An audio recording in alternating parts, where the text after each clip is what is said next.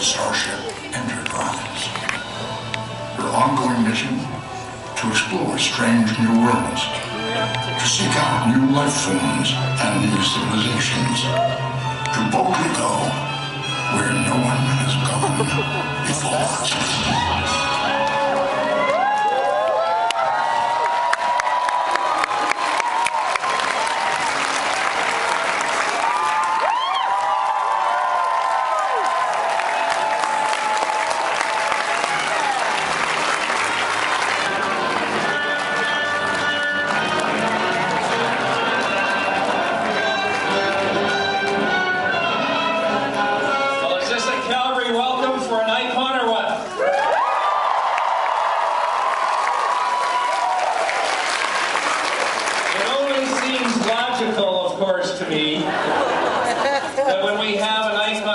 Mr. Nimoy visiting us, that we would bestow upon him something that he couldn't find in space, and that's a Smith-built cowboy hat right here in Calgary.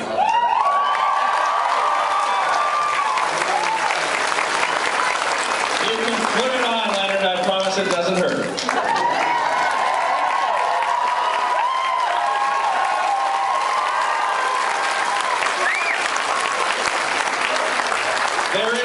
There is part of this, though, that I didn't, your staff probably didn't brief you on.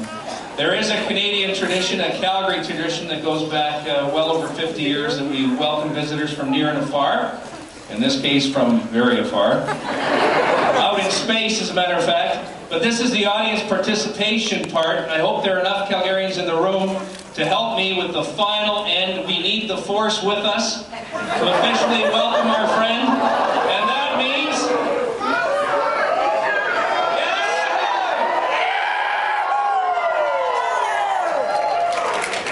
Officially, on behalf of the citizens of Calgary, welcome here. You are truly an icon and something that many of us grew up with. We want to officially welcome you here to our city. That just meant get transplanted in Star Wars? I did meet your producer out back. He said to me over a cup of coffee he was looking for a new idea, and I thought, well, why not?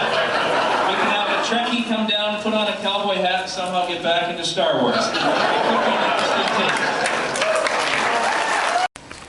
To go to Spain, stopping in New York, to go to Spain to act in a movie with Yul Brynner, a Western called Catalan.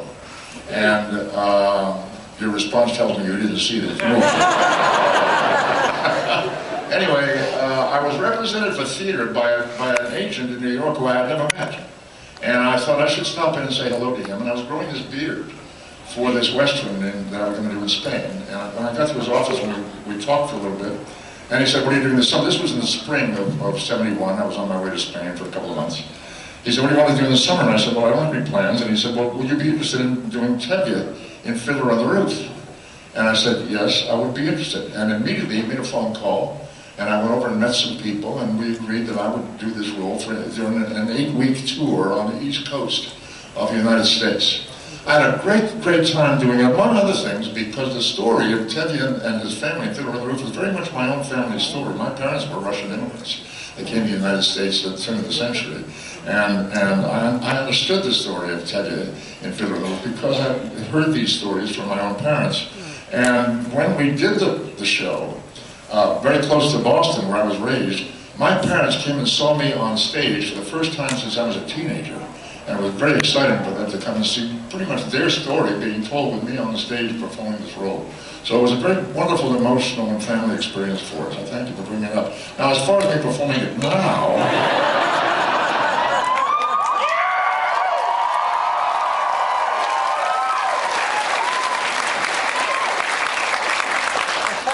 who put you up to this? Fiddler on the Roof is one of my favorites. If I were a rich man, all day long I'd biddy biddy bum. If I were a wealthy man, bum.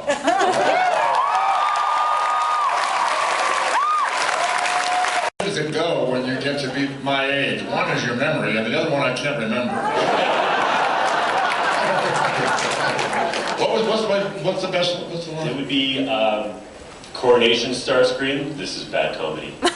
Coronation Yeah, so, Starscream's got his coronation, and you fly in. I mean, it's not you, but I'm imagining that. Starscream says, Coronation Starscream. And what? This is bad comedy. This is what? This is bad comedy. Is that the line, really? It really is, yeah. Bless you. Bless you for bringing that up.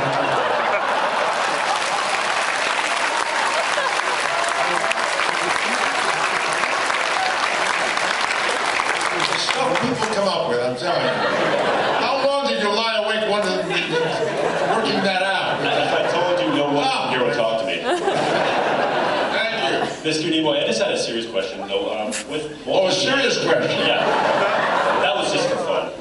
But with TV and video and... Ever since I was a teenager, I went into acting, I went into the theatrical work because I wanted to make a contribution, and I thought that theatrical work can do that, to help people understand their lives better, to enlighten people, aside from entertaining, of course, which is terribly important. But I think the idea is to receive enlightenment from the things that we watch and the things that we produce for you.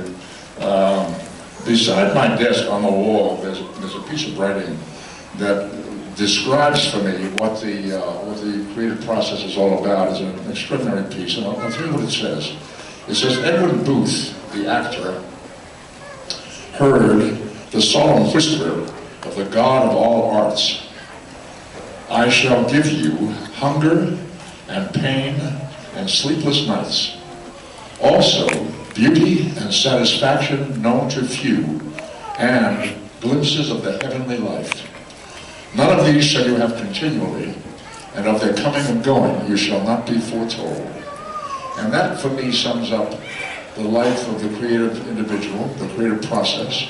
I have had the hunger and the pain and the sleepless nights, and I've also had the glimpses of the heavenly life and the beauty and satisfaction known to few, and I'm extremely grateful for it.